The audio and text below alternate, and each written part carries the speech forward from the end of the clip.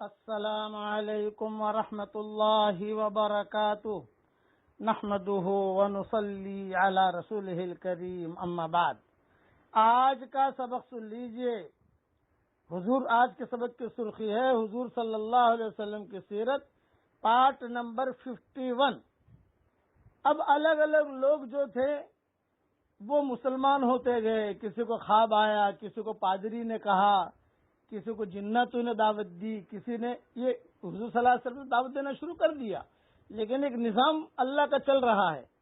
تو حضرت طلحہ رضی اللہ تعالیٰ عنہ فرماتے ہیں کہ میں بغرض تجارت بصرہ گیا ہوا تھا۔ ایک روز وہاں بازار میں اپنا خرید و فروخت کر رہا تھا اور اپنا کام کاج جیسے تجارت میں مشغول تھا۔ ایک بہت بڑا پادری اپنی صومعہ سے باہر نکلا اور اعلان کر رہا تھا، ارے بھئی اس بازار میں پوچھو کوئی ہے جو حرم کا رہنے والا ہو، مکہ کا رہنے والا ہو، تحقیق کرو۔ تو حضرت طلحہ کہتے ہیں کہ میں تو مکہ کا ہی تھا، تو میں نے سنی یہ آواز، پہلے تو گھبرایا کہ پتہ نہیں کہ پکڑ دھکڑ ہوگی، اس لیے کہ مکہ والے تو بہت غریب لوگ تھے، فقیر لوگ تھے، یہ لوگ سپر پاور تھے، یہ کوفہ یا بصرہ ہے یا دمشق ہے، یہ سب سپر پاور والے لوگ تھے۔ بار بار اس نے کہا بھی پوچھو کوئی ہے مکہ کا رہنے والا، کوئی ہے مکہ کا رہنے والا۔ تو پھر میں آیا اس کے پاس، حضرت طلحہ کہتے ہیں میں آیا اور کہا میں ہوں، میں حرم اور مکہ کا رہنے والا ہوں۔ راہب نے کہا کیا احمد صلی اللہ علیہ وسلم کا ظہور ہو گیا؟ میں نے کہا بھی مجھے تو کچھ پتا نہیں، میں تو یہاں سفر میں ہوں، کون احمد؟ مجھے پتا ہی نہیں تھا۔ تو میں نے پوچھا کون احمد؟ تو راہب نے کہا عبداللہ ابن عبد المطلب کے بیٹے۔ میں نے کہا مجھے کچھ پتا نہیں۔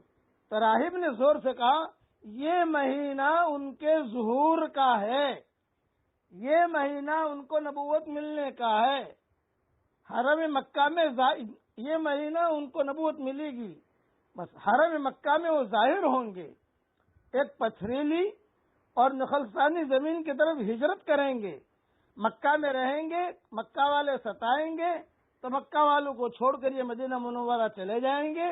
وَهُوَ آخر الانبیاء، وَهُوَ آخر الانبیاء، بوڑھا پادری تھا، ان کی کتابوں میں یہ چیزیں لکھی ہوئی تھی، تو وہ ایک زور سے کہہ رہا تھا وَهُوَ آخر الانبیاء، وَهُوَ آخر الانبیاء، اور وہی آخری نبی ہیں۔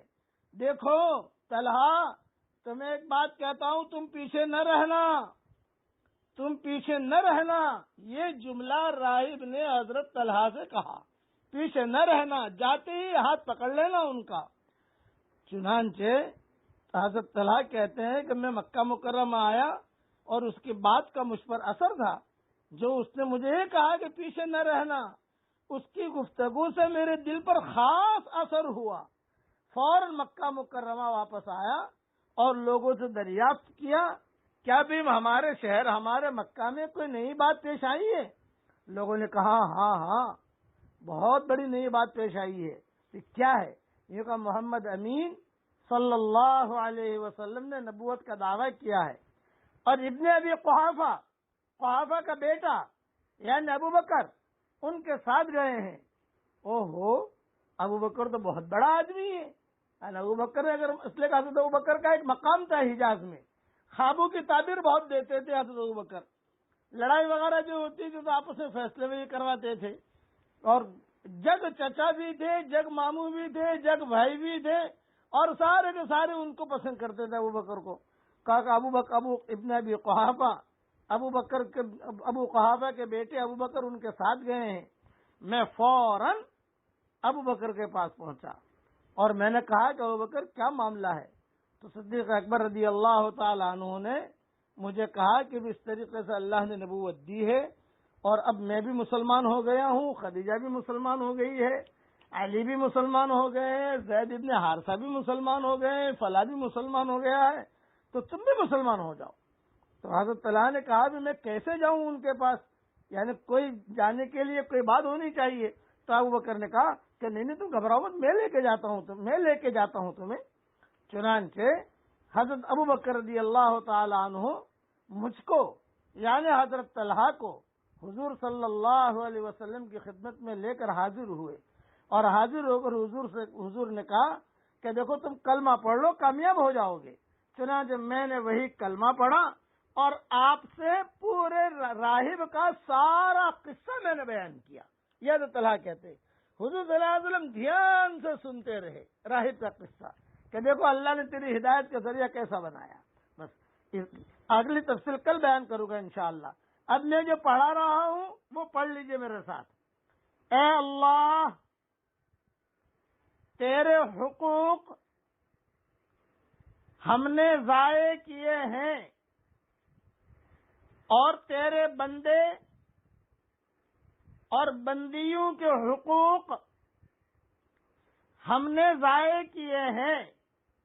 اے اللہ، اپنے حقوق تو معاف فرما دے، اور تیرے بندے اور بندیوں کے حقوق ادا کرنے کی ہمیں توفیق عطا فرما، اور اگر کمزوری یا سستی یا غفلت کی وجہ سے تیرے بندے اور بندیوں کے حقوق ہم ادا نہ کر سکے تو ہماری طرف سے ادا فرما دے اور ہمیں ان حقوق سے بری فرما دے۔ آمین آمین۔ وآخر دعوانا الحمدللہ رب العالمین۔